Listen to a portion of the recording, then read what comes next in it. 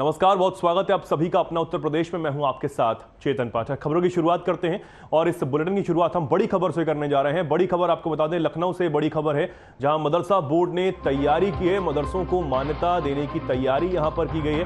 8,449 मदरसों को शासन स्तर पर मान्यता मिलेगी। शासन स्तर पर मदरसों का सर्वे कराया गया था। मान्यता पर 11 सितंबर को फैसला किया जाएगा। बोर्ड 2016 के बाद ये प्रक्रिया जो है वो करने जा रहा है। तो ये बड़ी खबर आपको बता रहे हैं। 8,449 मदरसों को ये मान्यता यहां पर मिलेगी, ये कहा गया है। मदरसा बोर्ड ने इसकी तैयारी शुरू कर दी है। 2016 के बाद ये प्रक्रिया यहां पर बोर्ड करने जा रहा है।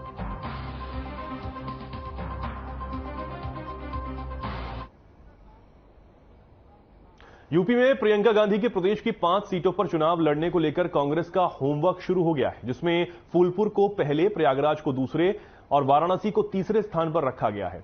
इन सीटों से कांग्रेस के पहले से ही गहरा नाता रहा है। बता दें कि फूलपुर से खुद प्रथम प्रधानमंत्री पंडित जवाहरलाल नेहरू भी चुनाव लड़ चुके हैं।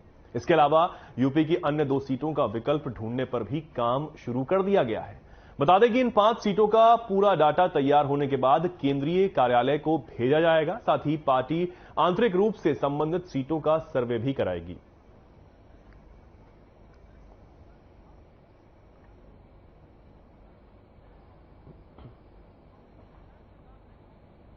रक्षाबंधन का पर्व पूरे देश और प्रदेश में बड़े ही धूमधाम से मनाया जाता है, जिसके चलते कारागार मंत्री ने जेल प्रशासन के अधिकारियों को निर्देश दिए हैं कि हर साल की तरह इस साल भी प्रदेश की समस्त कारागारों में बहनों के राखी बांधने की समुचित व्यवस्था की जाए और हर साल की तरह प्रदेश की समस्त जेलों में रक्षाबंधन का पर्व धूमधाम और हर्षोल्लास के साथ मनाया जाए। वहीं जो बहनें अपने भाइयों को राखी बांधने आए, उनके बैठने की, पीने के पानी इत्यादि की समुचित व्यवस्था कराई जाए।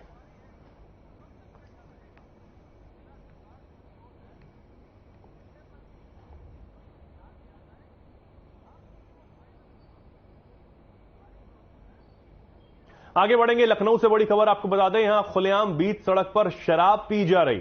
शाम होते ही यहां शराबियों का जमावड़ा लग जाता है। शराबियों में पुलिस का कोई खौफ नहीं बचा है। थाना कैसरबाग क्षेत्र पेट्रोल पंप के सामने का यह पूरा मामला है, जहां शाम होते ही शराबी जो है इसे अपना अड्डा बना लेते हैं और बीच सड़क पर बेखौफ होकर यहां पर जाम छलकाए जाते हैं। शाम होते ही शराबियों का जमावड़ा यहां लग जाता है और पुलिस का भी कोई खौफ नहीं दिखाई दे रहा। कैसरबाग क्षेत्र पेट्रोल पंप के सामने का यह पूरा मामला है, जहां पर शराबियों ने शाम के समय इस जगह को अपना अड्डा बना लिया है। खुलेआम बीच सड़क पर यहां शराब पी जाती है और इस पर कोई कार्रवाई भी पुलिस की तरफ से अब तक नहीं की गई है।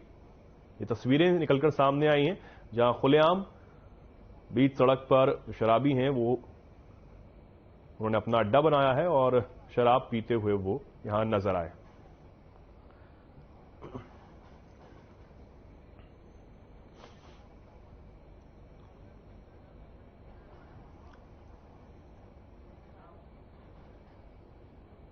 हजरतगंज स्थित burger shop what a burger point के किचन में आग लग गई। आग की सूचना पुलिस और दमकल कर्मियों को दे दी गई, जिसके बाद दमकल और पुलिसकर्मी मौके पर पहुंचे, जिन्होंने बड़ी मशक्कत के बाद आग पर किसी तरह काबू पाया। हजरतगंज थाना क्षेत्र के मल्टी लेवल पार्किंग के पास यह शॉप बनी हुई है।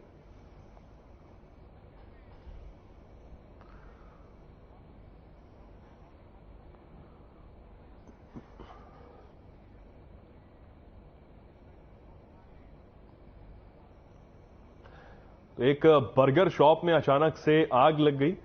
इसके बाद मौके पर पहुंचकर दमकल विभाग की टीम ने इस आग पर काबू पाया। ये तस्वीरें आप देख सकते हैं। अचानक से ये आग यहां पर लग गई, जिसकी सूचना तुरंत फायर ब्रिगेड को दी गई और दमकल ने मौके पर पहुंचकर टीम ने इस आग पर काबू पाया।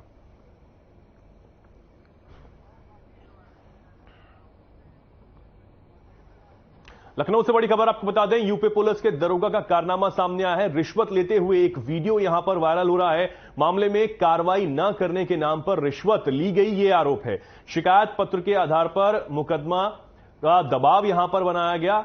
डराकर वसूली मोटी रकम। ठाकुरगंज थाने में ये दरोगा अशफाक अहमद तैनात है, जिस पर आरोप यहां पर लगे हैं कि रिश्वत यहां ली गई है। ठाकुरगंज थाने में ये दरोगा अशफाक अहमद तैनात है। मामले में कार्रवाई न करने के नाम पर रिश्वत ली गई है, ये आरोप यहां पर लगे हैं।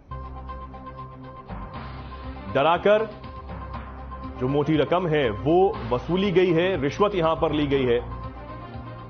ठाकुरगंज थाने में ये दरोगा अशफाक अहमद तैनात है, जिस पर आरोप है कि इसने रिश्वत यहां पर ली है। शिकायत पत्र के आधार पर मुकदमा का जो दबाव है वो यहां पर बनाया, इसके बाद डरा धमकाकर रिश्वत ली है। ये वीडियो अब सोशल मीडिया पर जमकर वायरल है।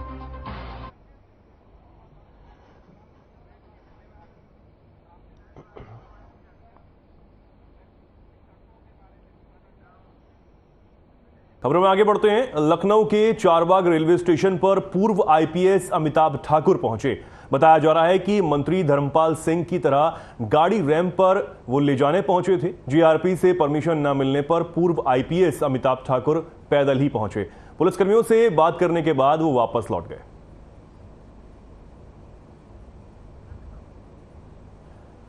चारबाग रेलवे स्टेशन पर अमिताभ ठाकुर यहां पहुंचे। आपको बता दें पूर्व आईपीएस अधिकारी हैं और उन्होंने जीआरपी से परमिशन नहीं मिली, जिसके बाद वो पैदल ही यहां से वापस लौट गए। तस्वीरें आप देख सकते हैं, लखनऊ की तस्वीरें, जहां अमिताभ ठाकुर जो कि पूर्व आईपीएस अधिकारी हैं, वो चारबाग रेलवे स्टेशन यहां पहुंचे और बताया जा रहा है कि वो गाड़ी भी ले जाना चाहते थे, लेकिन उन्हें परमिशन नहीं मिली, जिसके बाद वो पैदल ही यहां से वापस लौट गए।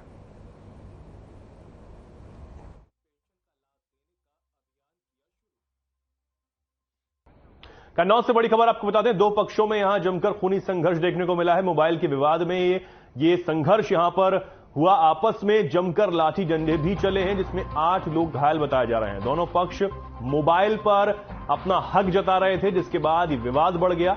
सदर कोतवाली क्षेत्र के सराय मारूफ का ये पूरा मामला है, जहां दो पक्षों में जमकर विवाद हुआ है। मोबाइल को लेकर ये खूनी संघर्ष देखने को मिला, जहां जमकर लाठी डंडे चले हैं, जिसमें 8 लोग बुरी तरह घायल बताए जा रहे हैं। कन्नौज से खबर, जहां दो पक्षों में मोबाइल को लेकर खूनी संघर्ष देखने को मिला है। तस्वीरें आपके सामने हैं। इस विवाद में जमकर लाठी डंडे चले हैं, एक दूसरे को जमकर मारा पीटा गया है। अब इस पूरे मामले में 8 लोग घायल बताए जा रहे हैं।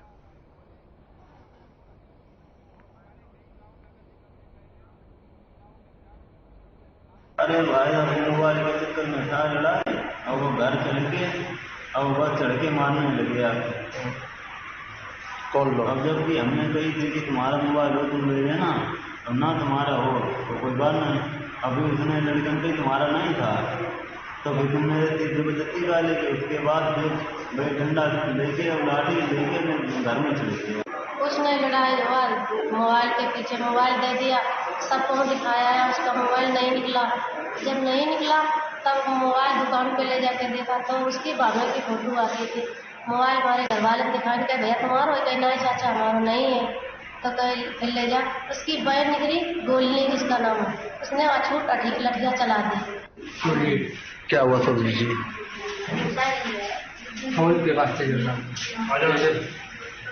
फोन चुराया 8 महीने पहले चोरी हुआ फोन चुराया। तो छोटे भाई ने हमारे देखा कि ये फोन कहाँ देता है, तो उनका लड़का बोला कि दरियाई में फैलाए हैं। तो वो बोला ठीक है, ये फोन दे दिया छोटे भाई ने। वो घर से आया, EMI डब्बा था उसके पास, डब्बा लेके पहुंचा उनके। तो वो बोला EMI नंबर चेक कर लेना, तो खरा होगा तो हम ले लेंगे, अगर नहीं होगा हमारे नहीं।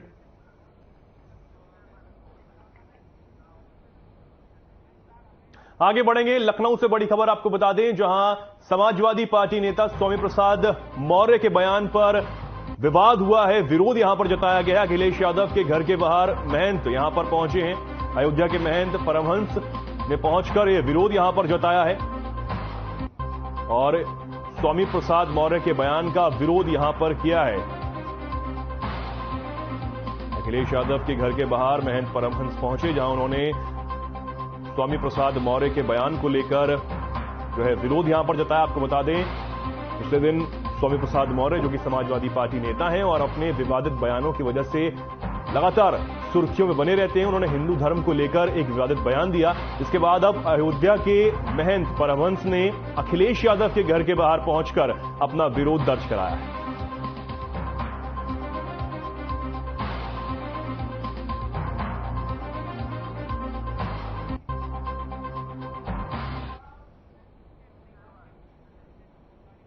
सीतापुर की बिस्वा विधानसभा सीट से पूर्व विधायक रामपाल यादव का सोमवार की देर रात लंबी बीमारी के बाद निधन हो गया।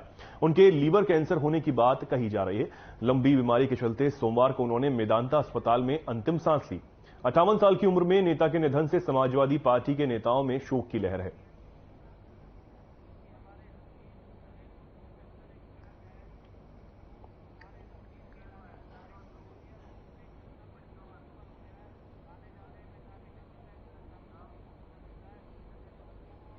अब कन्नौज से बड़ी खबर आपको बता दें, ठटिया पुलिस ने बड़ी कार्रवाई यहां पर की है। लूट के गिरोह का भंडाफोड़ किया है। एक्सप्रेसवे के किनारे लूट करने वाले अब पुलिस की गिरफ्त में। 3 शातिर बदमाशों को पुलिस ने यहां पकड़ा है। मुखबिर की सूचना पर पुलिस ने बड़ी कार्रवाई को अंजाम दिया। तमंचा, कारतूस और साथ ही बाइक भी लुटेरों के पास से बरामद किए। पूछताछ में आरोपियों ने अपना जुर्म भी कबूल लिया है। तीनों आरोपियों को अब पुलिस ने जेल भेज दिया है। ठटिया थाना क्षेत्र के विजधन खेरनगर रोड से ये गिरफ्तारी इनकी की गई है। तो 3 आरोपियों को यहां अब जेल पहुंचाया गया है। ये बड़ी कार्रवाई यहां पुलिस ने की है। कन्नौज से बड़ी खबर, ठटिया पुलिस ने बड़ी कार्रवाई को अंजाम देते हुए 3 आरोपियों को पकड़ा है। लूट के गिरोह का भंडाफोड़ यहां पर किया और अब पुलिस आगे की कार्रवाई में जुटी हुई है।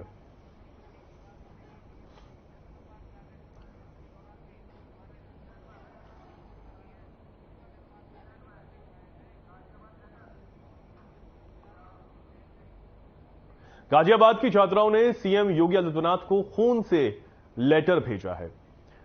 छात्राओं ने आरोप लगाया कि उन्होंने प्रिंसिपल पर छेड़छाड़ की एफआईआर दर्ज कराई थी, लेकिन कार्रवाई के नाम पर कुछ नहीं हो रहा था। छात्राओं का यह भी आरोप है कि एक पुलिस अफसर ने उन्हें फटकार लगाई और धमकाया भी। इतना ही नहीं, 4 घंटे तक थाने में भी बैठाकर रखा। इसलिए उन्होंने अब अपने खून से लिखकर मुख्यमंत्री को यह पत्र यहां पर भेजा है।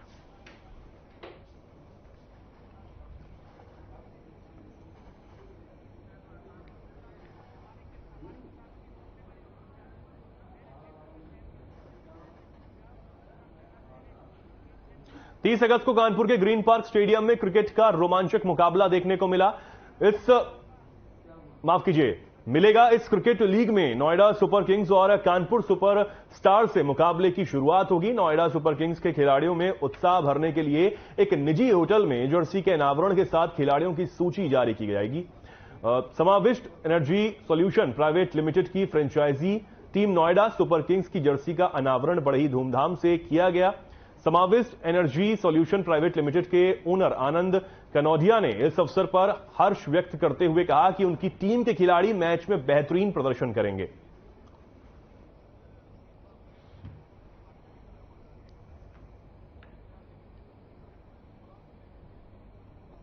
ये सारे मैच जो है ये टूर्नामेंट के यूपी T20 के कानपुर में खेले जाएंगे और टोटल मैंने जैसे भी बताया जो है लीग में जो है 30 मैचेज हैं।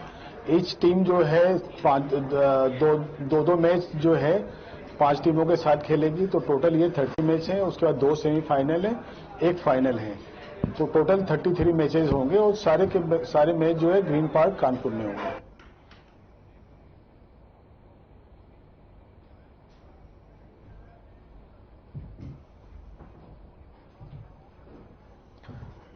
तो ग्रीन पार्क मैदान में यह मुकाबला यहां पर होगा। नोएडा सुपर किंग्स यहां धमाल मचाएगी और एक बड़ा मुकाबला यहां पर होने जा रहा है। क्रिकेट का रोमांचक मुकाबला यहां पर होगा। ग्रीन पार्क मैदान में यह मुकाबला यहां खेला जाएगा। इसको लेकर जर्सी का अनावरण यहां पर किया गया है। नोएडा सुपर किंग्स जर्सी का अनावरण यहां पर हुआ है।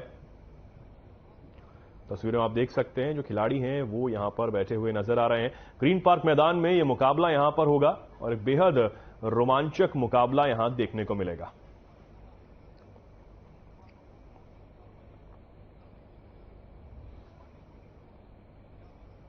तो कानपुर से खबर आपको बता रहे हैं, जहां ग्रीन पार्क मैदान में एक रोमांचक मुकाबला यहां पर खेला जाएगा। नोएडा सुपर किंग्स की जर्सी का अनावरण यहां पर किया गया।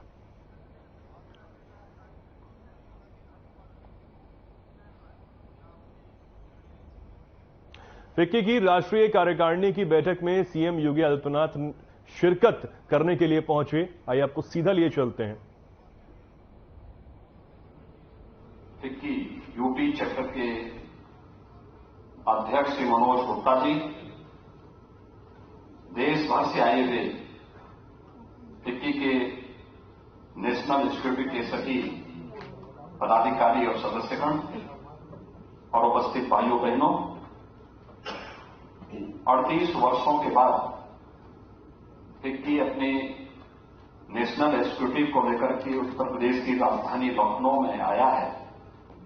मैं इस अवसर पर उत्तर प्रदेश सरकार और उत्तर प्रदेश की 25 करोड़ जनता की ओर से आप सबका हृदय से अभिनंदन करता हूं, स्वागत करता हूं।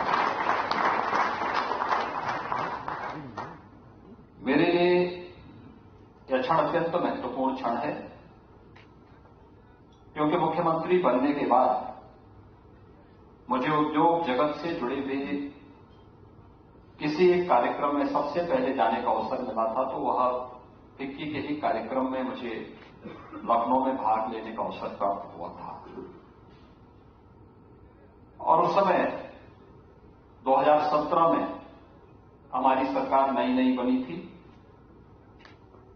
स्वाभाविक रूप से फिक्की की भी इतनी बड़ी संख्या में उपस्थिति तो नहीं थी, लेकिन जो भी लोग थे उस समय मेरे सामने प्रश्न ये था कि उद्योग जगत से जुड़ी हुई जो हस्तियां यहां उत्तर प्रदेश में उस समय जो लोग आए थे उनके सामने कि मुझे इनके सामने बोलना क्या है, क्योंकि सरकार और उद्योग जगत में विश्वास का अभाव था। इसके कई कारण हैं।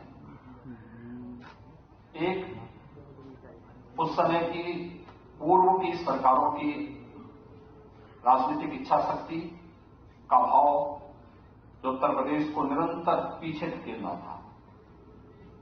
नौकरशाही के बैरियर जो उत्तर प्रदेश के विकास में वह पहिया बनने की बजाय वह बैरियर बनकर के खड़े हो जाते थे। संगठित अपराध जो उत्तर प्रदेश को एक भय प्रदेश बनाने के लिए पर्याप्त था, और किसी भी स्तर पर कोई न सुनवाई होना। नए उद्योग की बात तो दूर थी, जो मौजूदा थे वे भी पलायन करने के लिए उतावले दिखाई देते थे। इंडस्ट्री बंद हो रही थी, एक एक करके लोग बाहर का रास्ता निकाल रहे थे, जाने का रास्ता तलाश रहे थे। उन स्थितियों में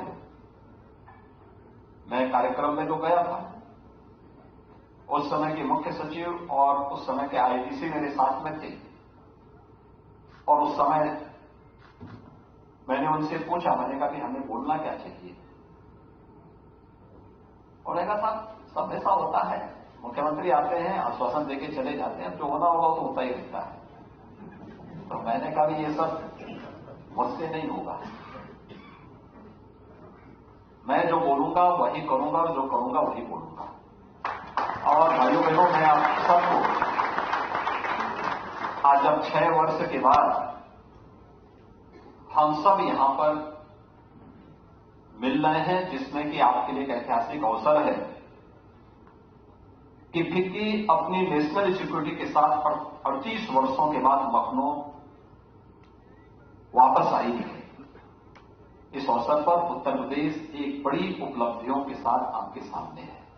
यानी 38 वर्ष लगभग 2 पीढ़ी का कार्यकाल होता है। 38 वर्ष पहले आप में से मुझे लगता है कि उस नेशनल सिक्योरिटी में बहुत कम लोग रहे होंगे जो उस कार्यक्रम में उस समय भागीदार बने होंगे। नई पीढ़ी उस समय दस्तक दे रही होगी। अब वो पीढ़ी अपने उतराव की ओर होगी, वह भी अपनी नई पीढ़ी को प्रशिक्षित कर रही होगी आगे बढ़ने के लिए। लेकिन उत्तर प्रदेश ने 1985-86 से लेकर के बीच के कालखंड में, जिसे घोर अंधकार का युग कह सकते हैं उत्तर प्रदेश के विकास की दृष्टि से, जिसने उत्तर प्रदेश को एक बीमारू राज्य के रूप में बदल दिया था। उत्तर प्रदेश के बारे में देश और दुनिया की धारणाएं बहुत भिन्न हो गई थी। यहां के युवाओं के सामने, यहां के उद्यमियों के सामने और यहां के नागरिकों के सामने एक पहचान का संकट खड़ा हुआ था।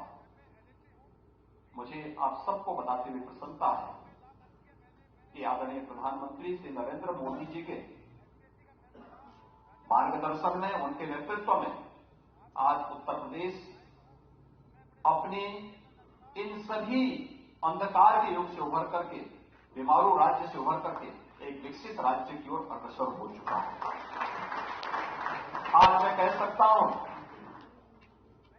कि उत्तर प्रदेश देश की छठी नहीं बल्कि बहुत शीघ्र दूसरी बड़ी अर्थव्यवस्था के रूप में देश के सामने होगा और आने वाले 5 वर्ष हम सबके लिए बहुत महत्वपूर्ण होंगे।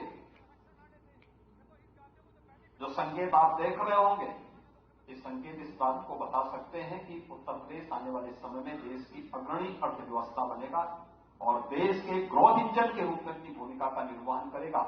इसमें आप सबका सकारात्मक योगदान हम सबके लिए अत्यंत महत्वपूर्ण होगा। इन सभी कार्यक्रमों को आगे बढ़ाने के लिए हमारे सामने चैलेंज थे। राजनीतिक इच्छा शक्ति, उसके लिए किसी को कहने की आवश्यकता नहीं थी। एक मुख्यमंत्री को किसी के सामने हाथ फैलाने की आवश्यकता नहीं होती। स्वयं निर्णय लेने की सामर्थ्य विकसित करनी पड़ेगी। उत्तर प्रदेश ने उस दिशा में कदम बढ़ाए। रिफॉर्म करने में उद्योग जगत की उन बैरियर्स को हटाने के लिए जितने रिफॉर्म हो सकते थे, हमने खुले दिलो दिमाग से उस कार्यक्रम को संपन्न किया। Uttar Pradesh ease of doing business में 14वें स्थान से आज नंबर 2 स्थान पर आने में सफलता प्राप्त की है और इसमें भी तमाम नए रिफॉर्म इस सब के बावजूद जो उत्तर प्रदेश के अंदर हुए हैं, हम उसको लेकर के तेजी के साथ आगे बढ़ रहे हैं। इसमें भी किसी प्रकार की कोई समस्या नहीं। उत्तर प्रदेश में यानी किसी भी देश के अंदर किसी भी स्तर पर निवेश के लिए जो प्राथमिक आवश्यकताएं हैं, सबसे पहली आवश्यकता होती है सुरक्षा की। उत्तर प्रदेश के अंदर ऑर्गेनाइज क्राइम आज एकदम 0 पर है। यहां कोई अपराध अब नहीं हो सकता, कोई यहां किसी का फिरौती के लिए अपहरण नहीं कर सकता। कोई गुंडा जाकर के किसी इंडस्ट्री में जाकर के वह या उसका गुर्गा जाकर के किसी उद्यमी को या वहां उनके किसी कार्मिक को धमकी नहीं दे सकता। जबरन कोई उद्योग को बंद नहीं कर सकता। किसी भी प्रकार की उद्योग जगत की उन अड़चनों को, चाहे वह माफियाओं से जुड़े हुए मामले रहे हों, पेशेवर गुंडों और राजनीतिक संरक्षण में पलने वाले उन गुंडों का मामला हो, इन सब से मुक्त होकर के उत्तर प्रदेश आगे बढ़ चुका है। ईज ऑफ डूइंग बिजनेस की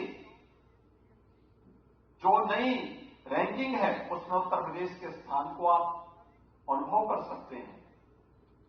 और अपने आप में उत्तर प्रदेश ने इस दौरान एंटी भू माफिया टास्क फोर्स गठित करके 64,000 हेक्टेयर लैंड को भू माफियाओं के कब्जों से मुक्त करवा करके अपने इंडस्ट्री के लिए एक लैंड बैंक बनाने का भी कार्य प्रारंभ किया है। तेजी के साथ आगे बढ़ता हुआ उत्तर प्रदेश आज आप सबके सामने है। हर एक क्षेत्र में आज आप देख रहे होंगे उत्तर प्रदेश ने एक नए विश्वास के साथ उत्तर प्रदेश आगे बढ़ा है। बैंक, मैं जब आया था तब उत्तर प्रदेश की 42-43 CD रेशो था बैंक का। जितने बैंकर्स थे, जब मैं उनके साथ स्टेट लेवल बैंकर्स कमेटी की बैठक करता था, मैं अक्सर देखता था, हम लोग जब भी उनसे चर्चा करते थे कि क्या है उत्तर प्रदेश की स्थिति। आज मुझे बताते हुए प्रसन्नता है कि लगभग 56% तक पहुंच चुका है और बहुत शीघ्र हम इसको 60% तक ले जाने की दिशा में कार्य कर रहे हैं। और वर्तमान में जो रिजर्व बैंक के डाटा आंकड़े आए हैं वे समझने के लिए पर्याप्त होंगे कि उत्तर प्रदेश आज किस दिशा में आगे बढ़ चुका है। ये चीजें दिखाती हैं एक सकारात्मक दिशा उत्तर प्रदेश के अंदर है। इंडस्ट्री के लिए एक अनुकूल अवसर है। इंफ्रास्ट्रक्चर के लिए किसी भी राज्य ने इस सदी की इन 6 वर्षों में इस सदी की सबसे बड़ी महामारी का सामना करते हुए भी आज मैं कह सकता हूं। फिलहाल के लिए खबरों में इतना ही। नमस्कार।